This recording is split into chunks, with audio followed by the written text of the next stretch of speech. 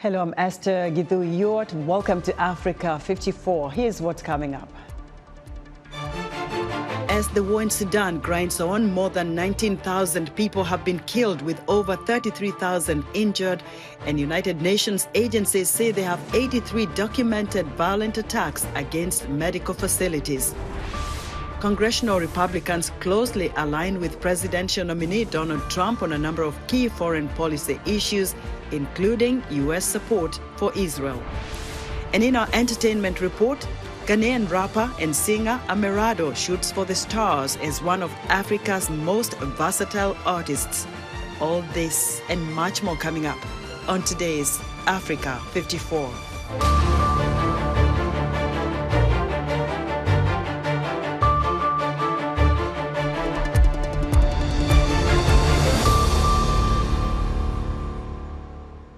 The Sudanese government says it is sending a delegation to Saudi Arabia to consult with the United States on ceasefire talks in Geneva to be held on August 14th.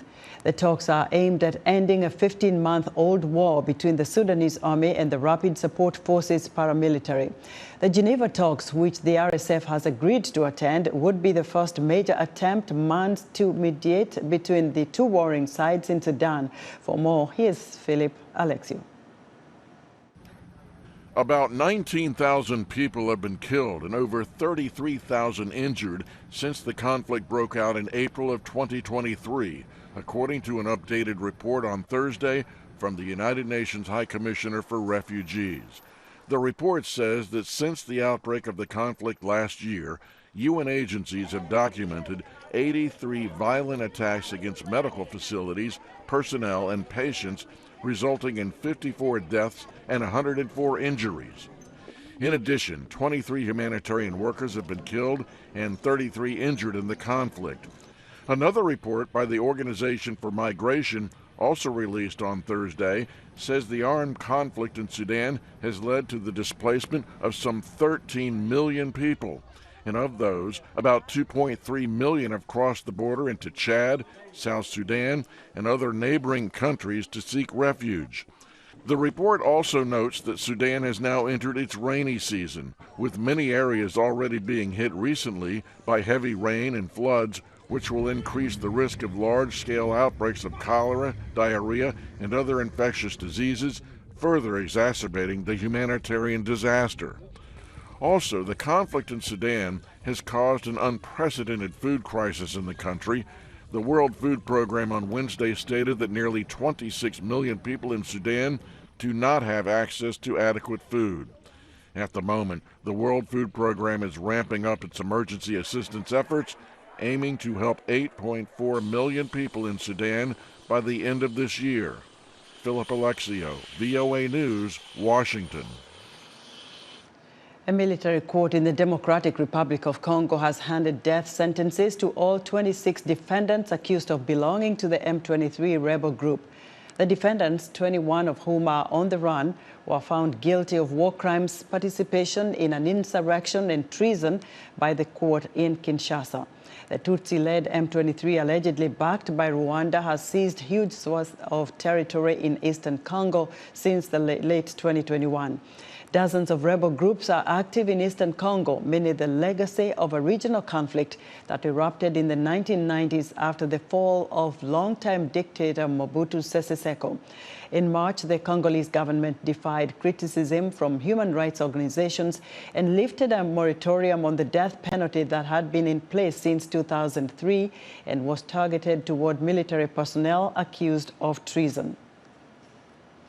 A Somalia government spokesman says its cabinet has approved a bill that, if confirmed by parliament, will revert the country's election system to a universal right to vote for the first time in decades, ending a process of indirect voting.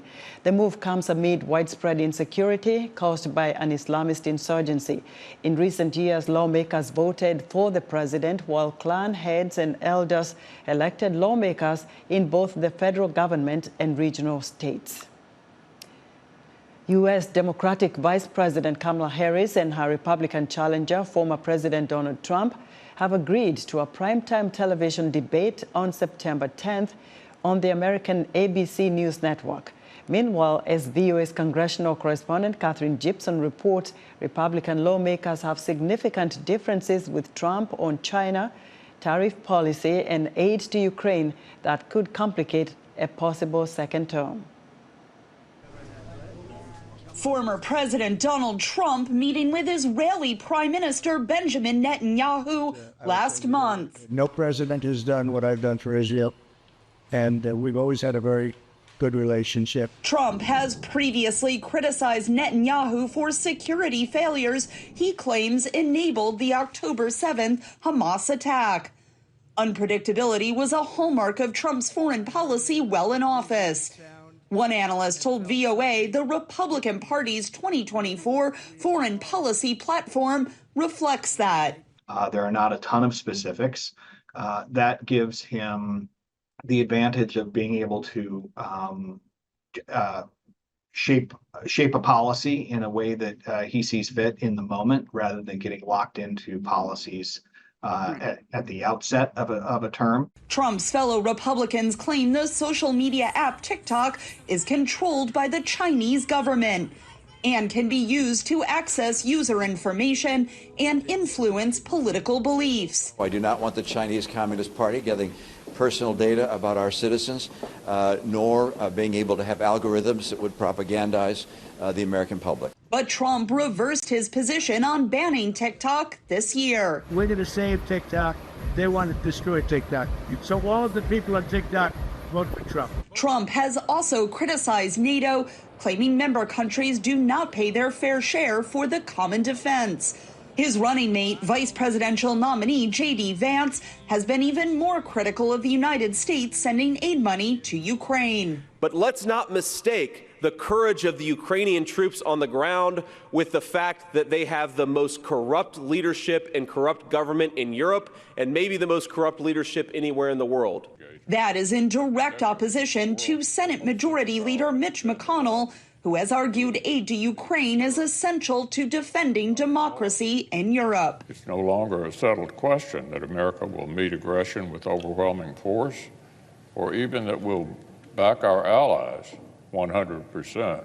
Analysts say Trump's calls to raise tariffs if he is elected to a second term could cause the most conflict with Republicans. If elected, where does he stand on key issues and how does Beijing see him? VOA's Anita Powell and Paris Wang report from Washington.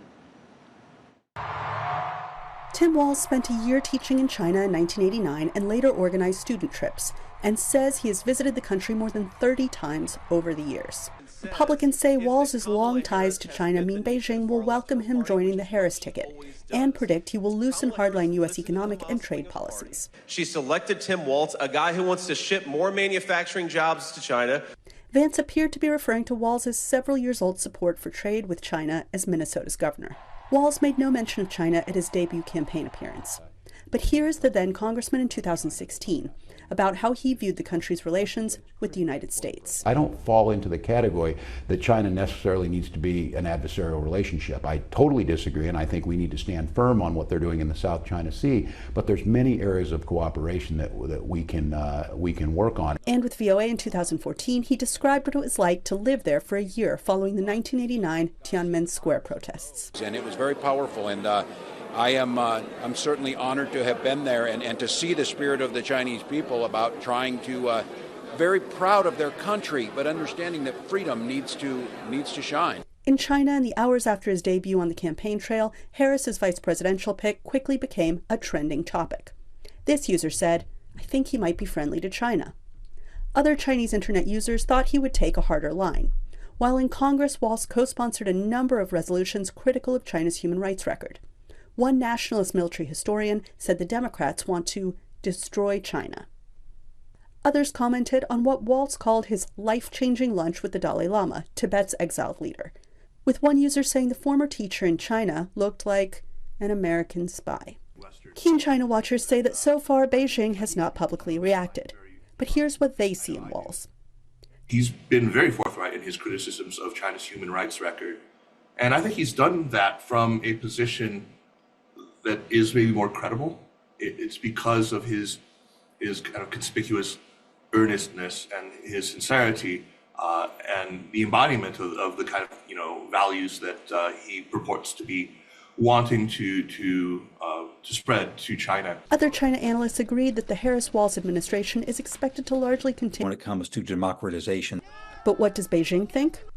That's harder to guess. I would imagine they're essentially gobsmacked at the moment of not knowing what to make of this person who's not who they expected. So as this duo, both born in 1964 under the same lunar zodiac sign, barnstorms America, Beijing can only wonder, what would the future hold with a pair of wood dragons in the White House? Anita Powell, VOA News, Washington. A 2023 study found women were underrepresented and marginalized in the Liberian media industry and portrayed negatively in news coverage. A Female Journalists Association then created a pilot program to bring about change. VOA's Senanu Todd reports from Monrovia. At Prime FM in Liberia's capital, Monrovia, Christophina Pinky Nyene prepares to read the major news bulletin of the day. It is a career leap for the journalist. Until about 2 months ago, she worked mainly behind the scenes. Nyene is one of a handful of new female journalists to join Prime FM. With her colleagues focused on politics, Nyane's coverage of the environment and human rights was often overshadowed. And she says the help she received transitioning into a radio career was limited. My confidence level was not high. I did not know how to write or lead or real good lead. Sometimes when I read my stories, my editor would be like, "What is this, Christophina? What is this?" But all changed when Prime FM joined the pilot gender ethics program. Nyane is now an anchor and has a mentor. The gender ethics policy is a response to a 2023 report by the Electoral Institute for Sustainable Democracy in Africa.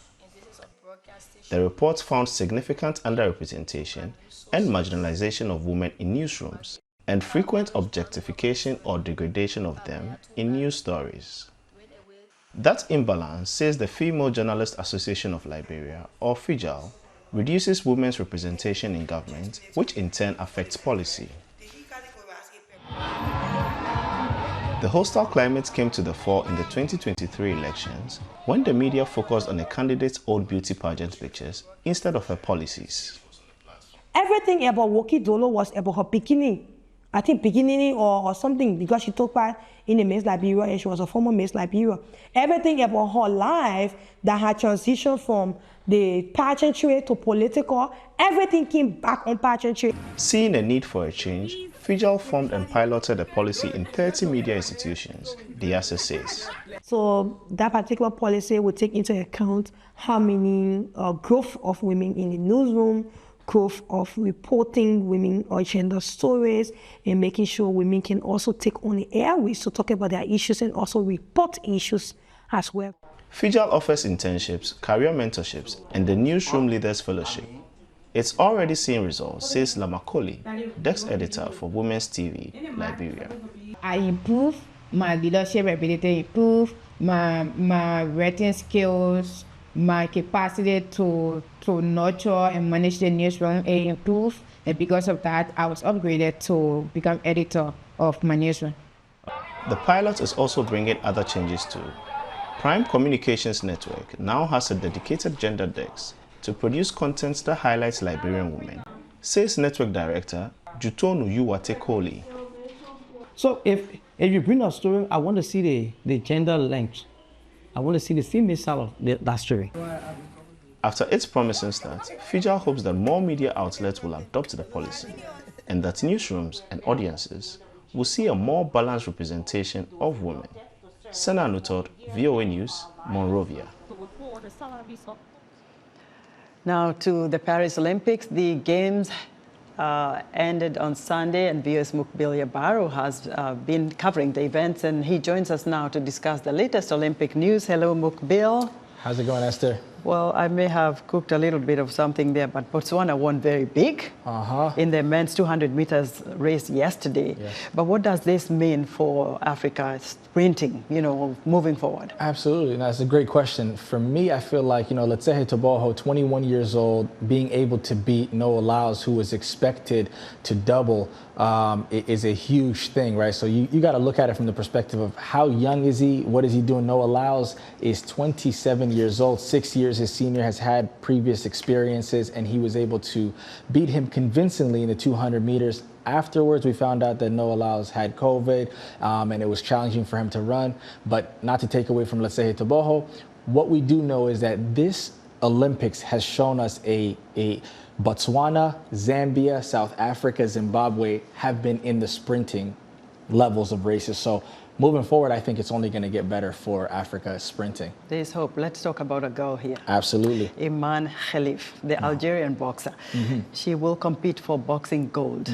Now, do you think she can get it done given the fact that there's a bit of noise surrounding her competing at the Olympics? I definitely think that at minimum, she's getting a silver, right? So for Algeria, for Africa, what this means in boxing in that weight class, 66 kgs, is huge for Iman. But we've seen what, she ended up beating Karina from Italy in about 45 seconds with 2 punches. It was very, very difficult for her to block out all that noise. So if I'm in her position, it's so hard in a brutal sport like boxing to be able to put all of that aside. But she's done a great job. She's been amazing for Algeria and for Africa. So we're seeing how she does in the finals.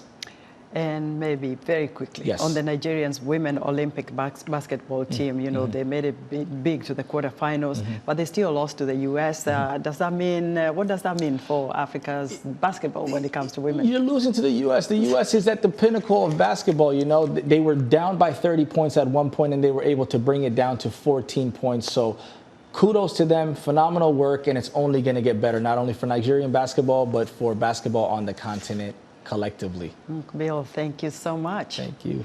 Mukbil Yabaru with the latest Olympic news for us here. Now, still to come, Ghanaian rapper and singer Amerado Barna. We'll be right back.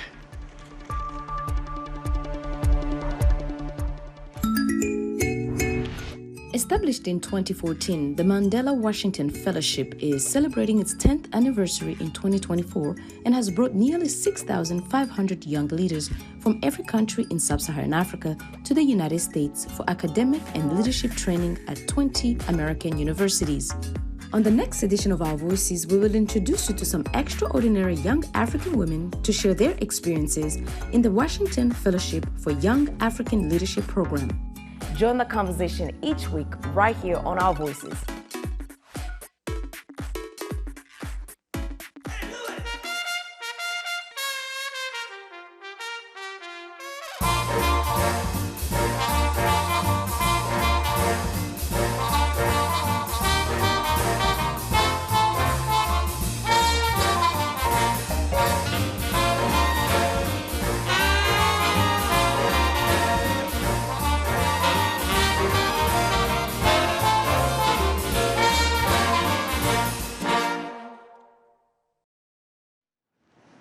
In other news, the citizens of South Sudan are dealing with new economic woes after the rupture of a crucial oil pipeline in February.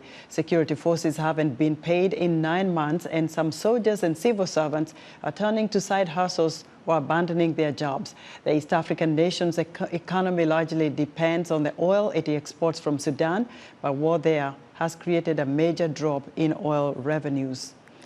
And Zimbabwean President Emerson Munangagwa says he is not extending his presidency beyond the current 2 5-year terms allowed by the country's constitution. Munangagwa became interim president in November 2017 following the ouster of the late Robert Mugabe. He then won a disputed election in 2018. Africa has its own special fan zone at the Paris Olympics. It's a place where Africa's citizens and supporters can gather and celebrate the continent's sports victories and put its conflict and political divisions aside. Lisa Brandt has more. For Olympics fans wanting to get away from the crowds and concrete of Paris, this is the place to go. and bring kids on summer vacations, including maybe some future Olympic athletes. It's also a place to sample African cuisine and artisanship. What I like about the Africa Station is this cultural mix. Lots of cultures, lots of countries, lots of languages. I think it's really important that Africa finds itself together here today. This Nigerian stand isn't just selling Nigerian goods. We found out different entrepreneurs from Mali, Burkina Faso, Cameroon, and Senegal. So we are here to share what we do the best. For example, here we have some fabric made in Africa. We also have some soap, natural soap. The continent's Olympic athletes and celebrities come here. On Wednesday, the Democratic Republic of Congo was in the spotlight. Music and dancing are in, politics are out. This fan zone aims to be neutral, welcoming countries like Mali, which has rocky relations with France and a number of African nations. This is the place where all the Africans come to celebrate their victories along with their defeats. There's a fraternity and solidarity that's been formed these last days that's hard to find elsewhere. Every morning, I come here and open the Mali stand, then go to Guinea and Senegal without taking the plane. African teams have scored victories at the Paris Olympics. Kylie Namour won Africa's first Olympic gold in gymnastics, representing Algeria. South Sudan's young basketball team has made headlines, even though it didn't make the finals. People here say the continent needs more support to level the playing field. There are some good teams, like the South Sudanese basketball team and the Egyptian and Morocco soccer teams.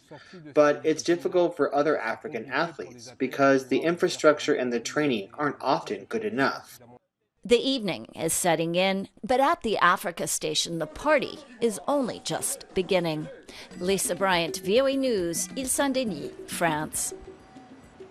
It's time for our entertainment report, and joining us now is a man of many talents, Jackson Mvunganyi. Hello, Jackson. Hello, Esther. Happy Friday. Derek Safo Kantanka, known widely as Amerado Bana, is a Ghanaian rapper and singer who hails from the eastern city of Kumasi, rapping and singing predominantly in the Twi dialect of the Akan language. I lost my father, and then my mom had no penny to cater for me, so I couldn't move on to tertiary. That was when I started working in a hospital. Then I discovered that I could rap through two people called AZ and Kwao, who discovered me on a radio freestyle section when I had one at KFM. Doing music was based on survival because that was the only way out for me. So I did my weekly freestyles that shot me to fame, and then here I am today.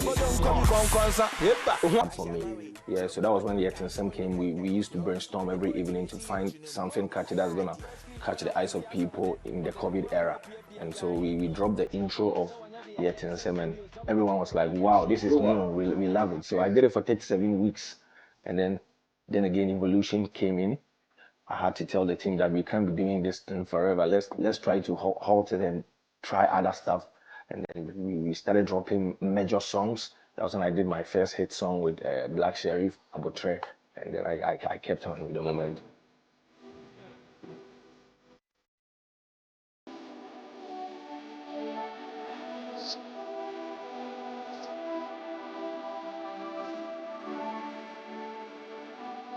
The evolution is massive. This is just a young chap who was just rapping, a typical hardcore rapper who was just doing word plays and puns. And now I had to rediscover myself and tell myself that, yo, this is business. Aside the intrinsic motivation, you have to make sure that if someone is investing in you, the person has to make profit. So you need to do the right things. So sometimes most of the songs that I drop are not songs that I actually want to, if I am to put myself in the hardcore kind of rapper situation. So I have family. I have a team. I have people around me that needs to get better as I get better. So I told myself to sit down, learn ways where you are going to tap into other markets. You get it? So I know you know that now I've started singing. That's part of the evolution. What are you working on right now? When are you dropping an album? Okay, I'm working on my second studio album. It's not finalized yet, but I have a new song out called Day Trash, a broken heart song. Cheers to the loved ones now, Mujahid.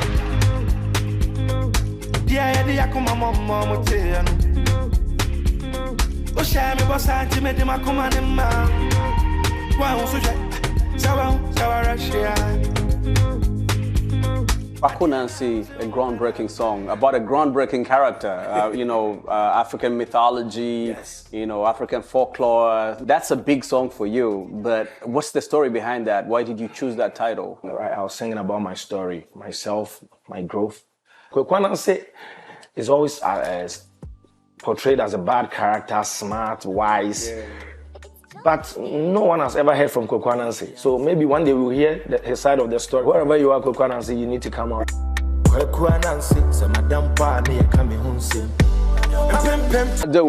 Ghana's best right here in Chicago, Chi-Town, was performing at the Ghana Festival 2024. As you can see, energy was off the charts. The vibe was vibing, I guess, if you can say that. But yeah, we are here. Peace out. That was Ghanaian rapper and singer Derek Safo Kantanka, known widely as Amerado. Esther, back to you. Thank you, Jackson. Thank you, viewers. Have a good night.